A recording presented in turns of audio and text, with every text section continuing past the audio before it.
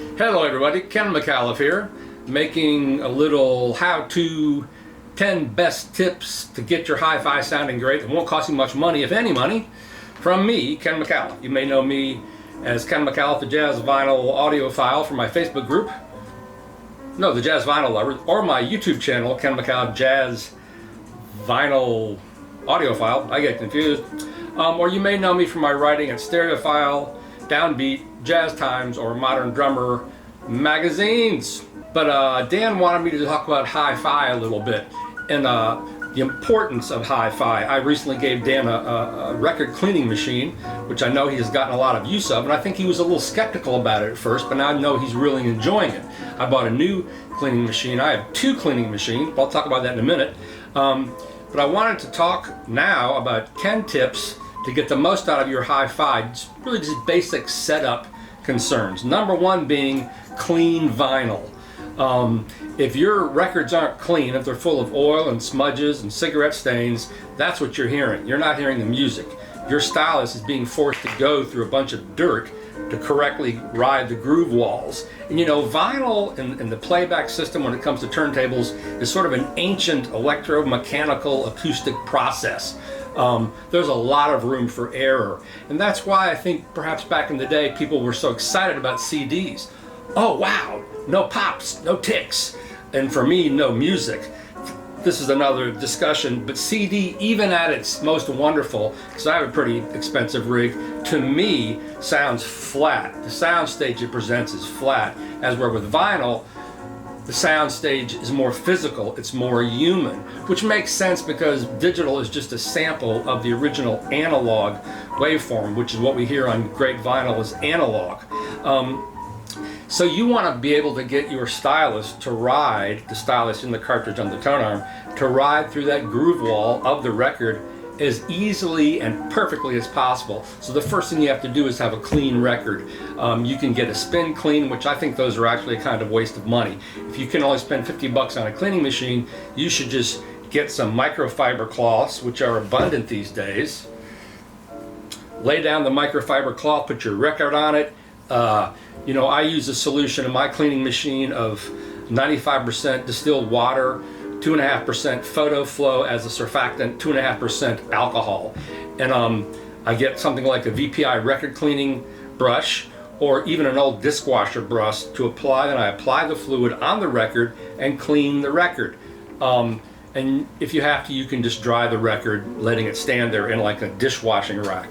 Better than that is to spend, you know, for 500 bucks, you can get a brand new Project VSC cleaning machine, vacuum cleaning machine that will clean and dry your records. It is a fantastic bargain, cheaper than the VPI machine, which is around $675, but you must have clean records or you're just playing dirt. And then also it's good to have your record in a nice, even if you're going to put it in a paper sleeve, try to get a better paper sleeve. Rice sleeves or dishwasher sleeves from places like Sleeve City are the best way to go. So number one, clean vinyl. Number two, clean stylus, the little needle that rides the grooves. Now there are some very expensive gels you can buy, little square gels, to very gently drop or bounce or place.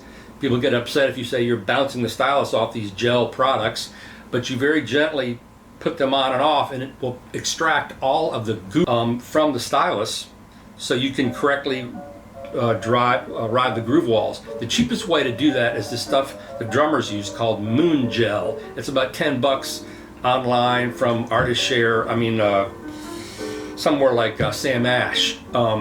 It's a little gel pad the drummers put on their drum heads to take out the ring. And those things work perfectly to just take the tone arm, drop the needle. You don't drop it, you kind of place it gently.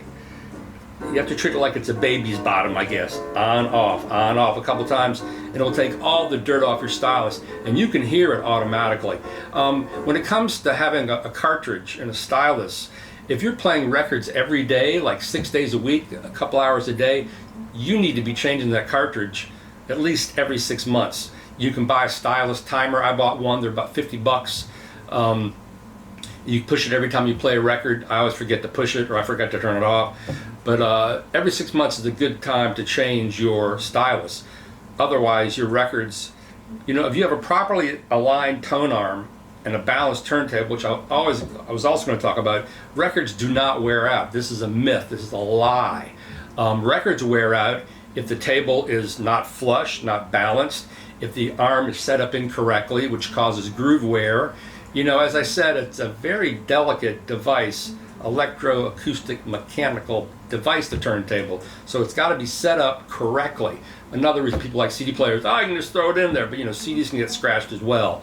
But point being, and this is jumping ahead to point 3 and point 4, you want to have a correctly aligned arm. Project makes another wonderful device called an Align-It, based on the Fikert protractor, which is one of the best ways to set up your tone arm.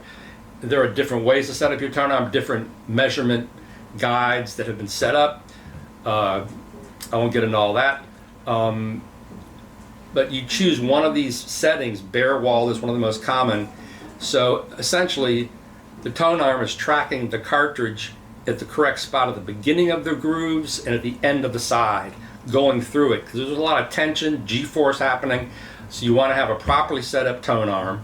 You want to make sure, get a little builder's level, that your turntable is totally level, which can be a little hard to do sometimes. Some turntables have self-adjusting feet. You can put little blocks under your turntable. We're jumping ahead to tip number 4.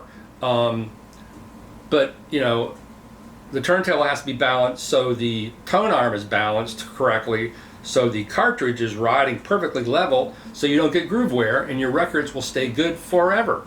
As long as that you have your tone arm and your cartridge set at the correct tracking force, and the tone arm is set up correctly as far as the weighting is concerned for that cartridge, your records will never wear out. You can hand them to your children, they'll be heirlooms. This is why records can go for thousands of dollars from people who have taken care of their records, because they don't wear out. Styluses wear out, turntables wear out, but records do not wear out if you properly care for the devices playing them. Roy Gandy, the founder and owner of Rega turntables, perhaps the most abundant turntable supplier in the world, wrote a great book called A Vibration Measuring Machine. I believe that's it, which is what essentially a turntable is. It is measuring the vibrations of the world, your house, the rack you have the turntable setting on, and the cartridge. That's why it's got to be perfectly set up. It's funny because back in the 50s, 60s, 70s, anybody could set up a turntable. You didn't really think about it. They were easy to do. You were given easy protractors. It wasn't a big deal, but now people are like, oh my God, how do I set up my turntable? But it's really an easy thing if you can just follow instructions. So we jump ahead beyond the world of turntables. We have clean vinyl, clean stylus, correctly aligned tone arm. Our table is balanced into speaker setup. You want to make sure that the negative and positive, the red and black from the amplifier, are the same red and black on the back of your speaker binding post. And you really have to move the speakers around a lot to get the best sound. In simplistic terms, closer to the wall, you're going to get more bass. Farther out from the wall, you get more present. Things will sound more alive. You want to make sure the speakers are equidistant from your listening device. You want to also make sure that the speaker cables from the amplifier to the speakers are the same distance. Everything has to be balanced. But you can toe in your speakers. You can fire them straight ahead. You can toe them in so the sweet spot, the focus point, lands right in front of you, or it lands at your sweet spot where you're sitting, as they call it. But it's very important to play with your speaker setup. It's also important to have your speakers, if they're bookshelf speakers, on a pair of good stands. You can get a pair of Target stands, wooden stands, off of eBay for around, Amazon for around $80, I think. They'll last you forever. They have spikes. You get a blue tack or little rubber nubs to put on top of the speaker stand bases, or those little rubber nubs on the bottom of your speakers, because where the speaker touches the platform, the top plate of the speaker stand, you want a little bit of connection. And blue tack or little rubber feet are a good way to not only solidify the speaker on the speaker stand, but it kind of creates a system. It kind of creates a touch point, contact. You also getting to, well, that's another thing, we'll talk about that, the whole thing of lot of people like to use pods or gel things or yada yada yada under their gear. Something decouple, something's couple. But basic speaker setup, moving them back and forth, not just settling for the first place they go or the easiest place they go. Like I have a friend, he has a baby, his wife runs this house. His system, he has a very nice system, is in his living room, but basically he's sitting here and they have a big open doorway here in front of him, and the system just sort of shoved off to that side. And one speaker is like 5 feet from him, the other speaker is like 10 feet from him. Well, he's never going to get a good sound that way. If you want to get the most out of your sound, you're really, not only you're playing your speakers, your system, you're also playing the room, because speaker placement at specific points in the room, and there are room nodes. Some people set speakers up, if you divide it into thirds, on the first third or the second third, that's one way to get speaker placement, but you are really hearing the room. Do you have a concrete floor? Do you have a wooden floor, a suspended wooden floor? Do you have 8-foot ceilings, 10-foot ceilings? Are you setting up your system on the long wall if you have a long room, or on the short wall if you in your room? All these things will make a distance in the sound, and it sounds overwhelming, but these are all things you can do over time. But think about this, your speaker position to get the best sound out of them. That's why some guys want to have a dedicated room where they can really get to town and not have to deal so much with their family and the TV. The music becomes the focus, not the entertainment room. As I said, you play the room. These are all just things to think about. Some people with tin ceilings. I have a tin ceiling in my apartment. I have 10-foot ceilings. I've tried to treat those ceilings. I've done so many things. But I have found that where I place the speakers in relation to my listening position is more important than the height of the ceilings. Another really important thing that I've only really discovered recently is not only do you want to move your speakers back and forth, you want to move your listening position closer to the speakers or closer to the wall. Because the closer your speaker is, rather your seat position is to the back wall, the more bass you're going to hear. You become part of the wall. You become part of the system of the room, which is getting played as well. Don't get played by your stereo, man. You know what I'm saying? So now we're up to point number 8. A quick overview. Tip number 1, clean your vinyl. 2, clean your stylus. 3, a correctly aligned tone arm. 4, a correctly balanced turntable. 5, speaker setup. 6, the position of your seat, listening seat, in relation to your stereo. Number 7, just be aware that you are playing the room. Everything reacts. Just like everything you set your hi-fi on will interact with the sound to make it sound differently. If you set a turntable on a big sponge, chances are it's going to erase the leading edges of the images and soften the sound. If you put it on a piece of granite, it'll make the sound really fast, but it might make it a little too hard and forward sounding. Wood is good. My friend Jonathan Halpern of Shindo and Tone Imports always tells me wood is good. You can't go wrong putting your gear on wood. That gets up to point number 8, an isolation platform. People put different platforms under their gear to drain energy, couple it to the floor, decouple it to the floor. That's kind of crazy. I just think about the sound. Really, the cheapest way to go as far and get uniform platforms for your turntable, your CD player, your integrated amplifier, or your separate pre and power amplifiers are the IKEA at Titlig bamboo butcher blocks platforms. They're about 18 bucks. And they work great. My friend Mike Trey, who is perhaps the best turntable setter-upper in the East Coast, told me about those, and they work great. They're thin, and butcher block is good because it cancels standing waves, all the butcher block. You can buy a maple shade platform, which, they're maple, they're big, but they can tend to warp. But the idea is to put something under your turntable, most under your system, because most hi-fi racks, the shelving is MDF. It's just kind of junk, really.